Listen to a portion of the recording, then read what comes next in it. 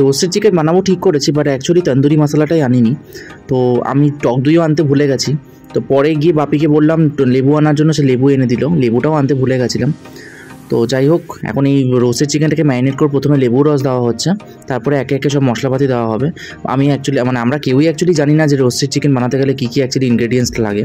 তো এই যে দেওয়া হচ্ছে হলুদ গুঁড়ো পর দেওয়া হচ্ছে লঙ্কার গুঁড়োটা একটু বেশি পরিমাণে দিয়েছিলাম, ব্যাপারটা একটু স্পাইসি হলে খেতে বেশি ভালো লাগে, ওই জন্য লঙ্কার গুঁড়োটা আমরা একটু বেশি পরিমাণে দিলাম।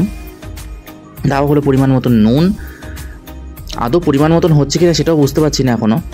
আচ্ছা, এটা দেওয়া হলে একটু ধনে গুঁড়ো জিরে গুঁড়োকে অ্যাড করা হয়েছে, সাথে দেওয়া হচ্ছে একটু ব্ল্যাক পেপার পাউডার দেওয়া হয়েছে, আর একটু গরম মশলা পাউডারটা যেটুকু ঘরে ছিল পুরোটা ঢেলে দিয়েছি। এবার আর এটা হচ্ছে আদা রসুন পেস্ট আর হচ্ছে পেঁয়াজ বাটা দেওয়া। এবার দিয়ে এটাকে ভালো করে ম্যারিনেট করব। তো চলো দেখে নিই। হ্যাঁ,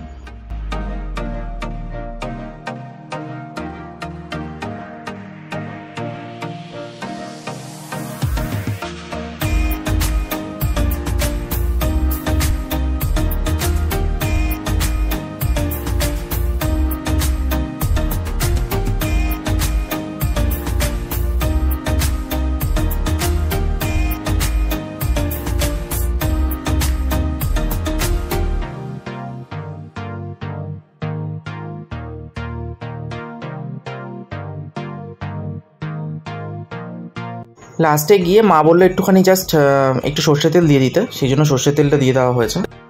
চলো, ওদিকে ম্যারিনেট করা কমপ্লিট। এইদিকে সোম দেখো অলরেডি ওর ট্যালেন্টের কাছে বসে গেছে, আর দিদিও সেই সুযোগটা নিয়ে নিয়েছে। ও সুন্দর ভালো আইব্রোসটা খুব ভালো করতে পারে, তো আমার মাও ওর থেকেই করায়, ওই জন্য দিদি ফার্স্ট টাইম করাচ্ছে। খুব ভয় ছিল ব্যাপারটা মনে, বাট লাস্ট পর্যন্ত ভালোই করেছে। চলো, আমরা ফাইনালি এবার যুদ্ধে নামলাম, যেটা সকাল থেকে আমরা খুব টেনশানে আছি, কারণ আমার বাড়িতে উনুনও নেই। সেই ইট পেতে উনুন তৈরি করতে হয়েছে, আর আমরা এরকম কাঠও আমাদের বাড়িতে নেই, সে খুঁজে সেই কাঠ জোগাড় করতে হয়েছে। আমার বাড়িতে রাজমিস্ত্রি কাজ করছে, সেই কাঠ আমরা চুরি করে নিয়ে এসেছি, সেই কাঠ দিয়ে এবার রোস্টেড চিকেন বানাবো। তো ফার্স্ট টাইম, আমি অলরেডি বলেছি তোমাদেরকে যে এই রোস্টেড চিকেন আমরা এখনও আমাদের বাড়িতে কেউ বানায়নি এ পর্যন্ত, শুধু খেয়েছি, বানাতে পারি না। তো এবার ফার্স্ট টাইম ট্রাই করবো, তাও ইউটিউব দেখে। তো ইউটিউবে ফুল ভিডিও দেখিনি, আমরা যখন ম্যারিনেট করছি তখন আমরা ইউটিউবে ভিডিও দেখতে বসেছিলাম। তো জানি না কি হবে, তো দেখা যাক এবার কতদূর কি হয়।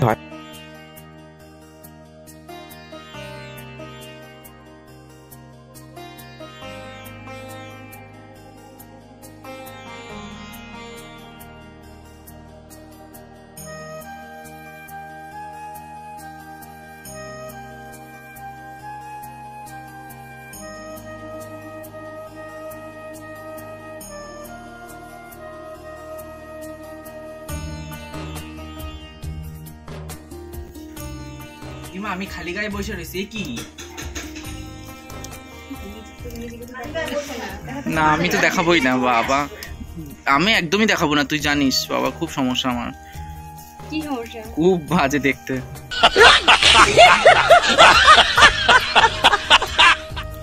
চলো, এদিকে হয়ে গেছে। বলতে গেলে যুদ্ধে আমরা ভালোই জয়ী হয়েছি, এতটা ভালো হবে আশা করিনি।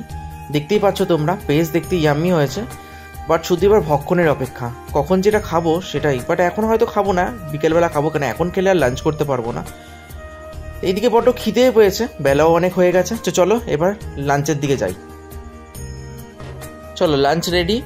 তো সোমকে একদম পরিবেশন করে খেতে দেওয়া হয়েছে, ওটা ওর খুব ইচ্ছা ছিল। তো প্রথমেই রয়েছে দেখো চিকেন, তারপরে রয়েছে মাছের মাথা দিয়ে মুগ ডাল, এটা চিংড়ি মাছের মালাইকারি, দই পায়েস আর মিষ্টি, এদিকে 5 রকম ভাজা আর স্যালাড দিয়ে ভাত। আর এদিকে আমরা রোস্টেড চিকেনটা সাজানো রয়েছে, ওটা আমরা বিকেলে খাবো। তো চলো আর কথা না বাড়িয়ে খেয়ে নিই, বড্ড খিদে পেয়ে গেছে।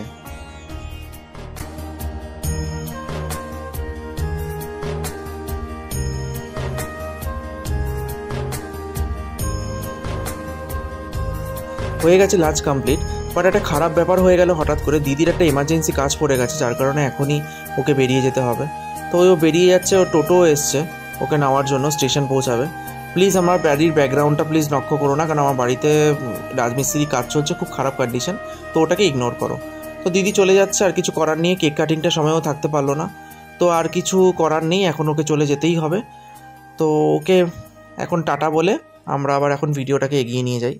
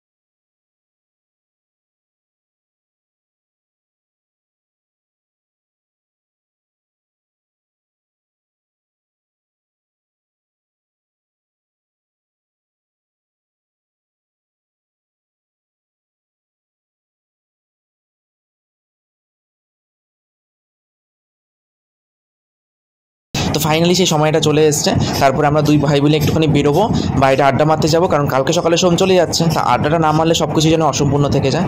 তো চলো আজকের মতো তাহলে ভিডিওটা এখানে এন্ড করছি। দেখা হবে নতুন কোনো ভিডিওতে। ভিডিওটি ভালো লাগলে একটা লাইক করে দিও, আর চ্যানেলটা যদি সাবস্ক্রাইব না করা থাকে অবশ্যই সাবস্ক্রাইব করে দিও। আর যারা যারা ফেসবুক থেকে ভিডিওটি দেখছো, ভিডিওটি দেখার পর একটা লাইক করে দিও, আর পেজটা ফলো না করা থাকলে পেজটা ফলো করে দিও। তাহলে আজকের মতন আসি, সবাই ভালো থেকো, সাবধানে থেকো, টাটা।